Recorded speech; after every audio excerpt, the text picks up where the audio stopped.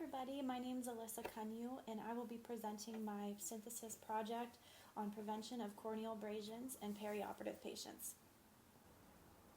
Currently I work as a PACU nurse at Mayo Clinic, Phoenix, Arizona, and while I've been there I've noticed an uptick in occurrences of perioperative corneal abrasions, which are superficial scratches on the cornea.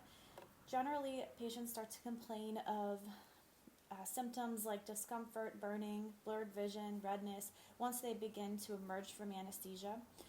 In this presentation, I'm going to be exploring the background on corneal abrasions, current patient populations centered around corneal abrasions occurring after anesthesia, Pitcock question, summary of the search strategy and the results, synthesis of literature supporting my proposed change, practice process through plan, do, study, act cycle, evaluation of a plan and how the data is going to be collected and measured, and then also the plan for dissemination. A current practice problem that I've noticed working in PACU is corneal abrasions that are increasing in occurrence. Corneal abrasion is a superficial scratch to the cornea. It causes discomfort, burning, tearing, redness, light sensitivity, and the feeling like something's stuck in the patient's eye. They're generally common after surgery and they heal on their own. And they can also happen during anesthesia when the autonomic reflex or the blinking reflex is suppressed. This results in decreased tear production, and this causes a dry, exposed corneal surface. The patient is more susceptible to injury at that point. Peri-anesthesia department in my hospital includes pre-op, OR, PACU, and it currently lacks a standardized practice protocol to prevent and reduce corneal abrasions. Corneal abrasions cause extended hospital stays, increased costs, and unsatisfied patients, and just overall discomfort in the patients. Development of an evidence-based practice protocol and/or guidelines would improve patient outcomes and reduce corneal abrasions. Through the development of a Pitcock question, this helped guide my research and stay aligned. The population is going to focus on the patients over the age of 18 that have received anesthesia, specifically in pre-op, OR, and PACU. The intervention is creating a protocol to prevent corneal abrasions, and standardized eye protection and prevention is going to be utilized in peri-anesthesia departments. This is going to be compared to the current practice where there is no standardized protocol. The outcome is going to measure the decrease in corneal abrasions. Since corneal abrasions occur within 2 to 3 hours upon emergence from anesthesia, they need to be diagnosed by an anesthesiologist, and then that data is going to be collected and documented prior to discharge or transfer from PACU. The time frame is going to be a total of 1 year and then split into 2 6-month time frames. The search strategy and results. I used University of St. Augustine Library Portal and used the databases like SynHall, ProQuest, and PubMed. Advanced search techniques were used, and I used variations of keywords like corneal abrasion, eye injury, anesthesia, perioperative care, postoperative outcomes. The studies that I used, that did not concentrate on preventing methods that aim towards enhancing patient outcomes and reducing incidence rates were excluded from this. Relevant sources and studies were case control studies, experimental studies, randomized controlled tests, and systematic reviews. And the level of evidence ranged from a level 1 to 4 on the Johns Hopkins level of evidence. As I synthesized literature, I found that the most common risk factors were the length of surgery, which was over 60 minutes. It put patients at risk for corneal abrasions, but through the literature, that time frame did vary. Also, general anesthesia put patients more at risk versus monitored anesthesia or conscious sedation.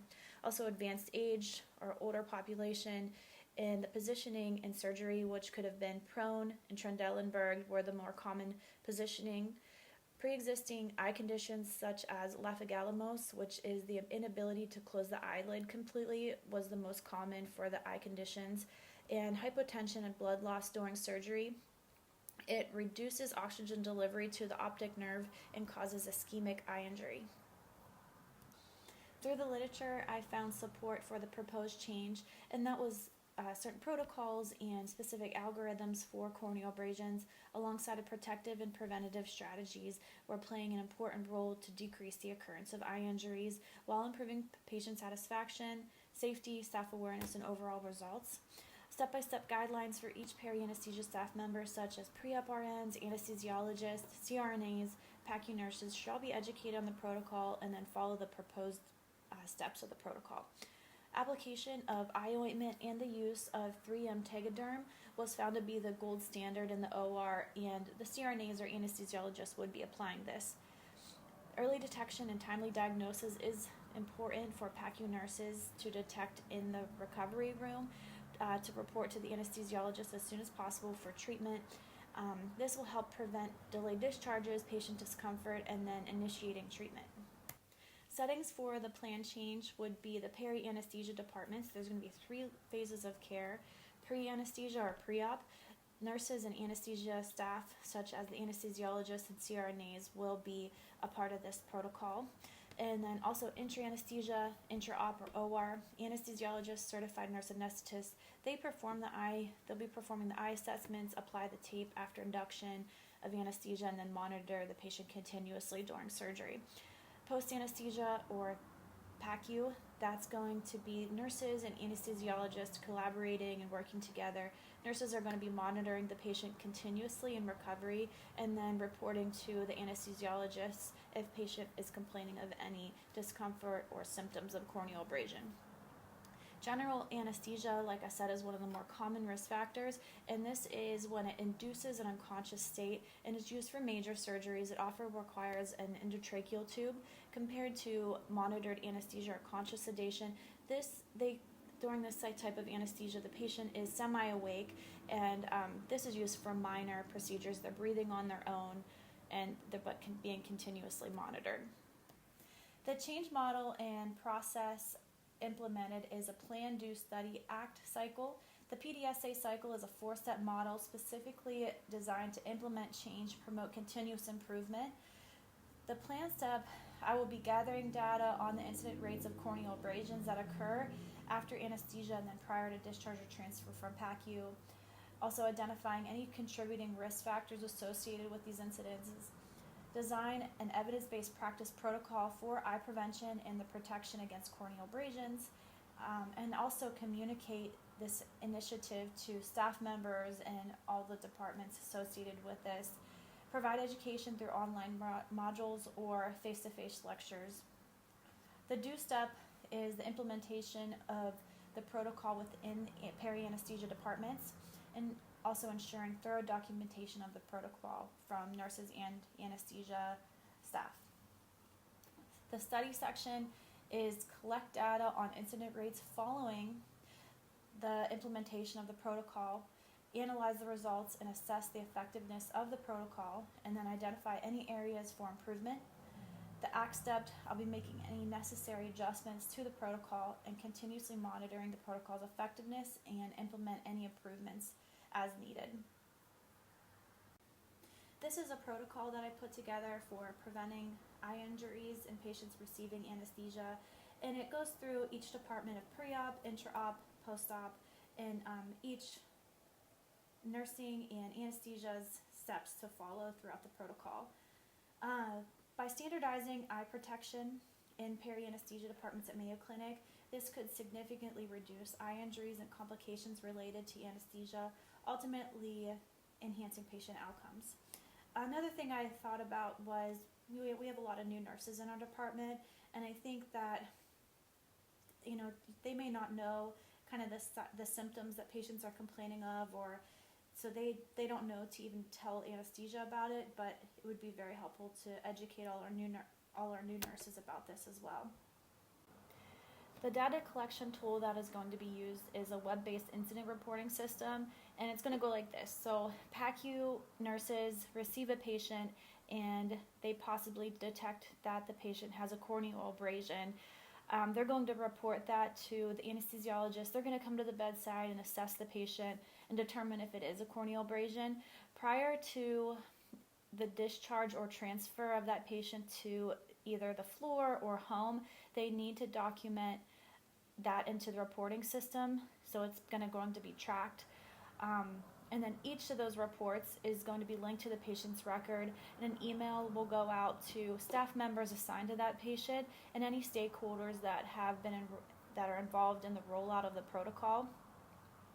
A time frame for the data collection is going to be 1 year time frame, and it's going to just be split into 2 6-month periods. The first 6 months, data is going to be collected just to establish a baseline of corneal incident rates without the use of a protocol, and then subsequently 6 months later, the protocol has been rolled out and implemented, and education has been provided. Those two timeframes will be compared. Data is going to be collected through this online incident reporting system, and metrics will be used to analyze the results. So we're going to be comparing the two different time frames without the 6 months without the protocol, and then 6 months following with the protocol in place. A t-test is going to analyze this data. It's going to focus on the two independent data sets, the first 6 months, the second 6 months, and then comparing those results. The determination of a significant difference between the two groups does not depend on a fixed standard. Instead, it evaluates the likelihood of occurrence. And it's anticipated that with this protocol in place, that it's going to lead to reduction in the incident rates of corneal abrasions in my department. My plan for dissemination is to hold a presentation to present a PowerPoint lecture on the protocol, which is preventative eye injury protocol for patients receiving anesthesia. I'll be speaking on education about corneal abrasions and incident rates, and also the implementation process and the use of the PDCA cycle for continual monitoring and enhancement throughout the process. Stakeholders who will be present are the Mayo Clinic, Arizona Director of Anesthesia Departments, and then faculty including the Chair and Associate Directors of Anesthesia, CRNA supervisors and managers, pre-op PACU supervisors and managers, and then the peri-anesthesia nurse educators.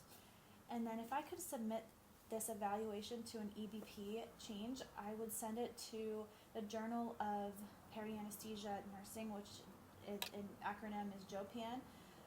They're a peer-reviewed research journal for nurses in peri-anesthesia setting, and they provide education and forums for sharing knowledge and experience in this specialty. And then if I had to deliver this presentation to a conference, I would go to ASPAN, or the American Society of Peri-Anesthesia Nurses, and they're a professional nursing organization which represents over 60,000 nurses in peri-anesthesia. They provide research, education, and clinical practice expertise, standards, advocacy. So I think this is a pretty good plan to follow as of right now. In conclusion of my synthesis project on corneal abrasion incident rates after anesthesia, I initially recognized a significant issue in the rise of corneal abrasion rates among patients recovering from anesthesia, and this prompted me to develop a Peacock question that guided my research to support an important change in my department, which was standardizing a protocol to prevent corneal abrasions in patients after anesthesia. And through the gathering of the data, I was able to assess risk factors, current practices to inform the development of my protocol. By employing the PDC cycle, I can effectively communicate and educate staff, implement the protocol, and collect and analyze data, and monitor its effect to ensure continuous improvement. This project was extremely beneficial in my practice in peri-anesthesia and working as a PACU nurse. I hope to bring this project to my supervisor and manager in the future for consideration as a quality improvement project, and I think it would be very beneficial to our patients. Thank you for your time and listening. Here's some references that I've used, and I hope everyone has a great day, and we're all done with our semester, so congratulations everybody. Thank you.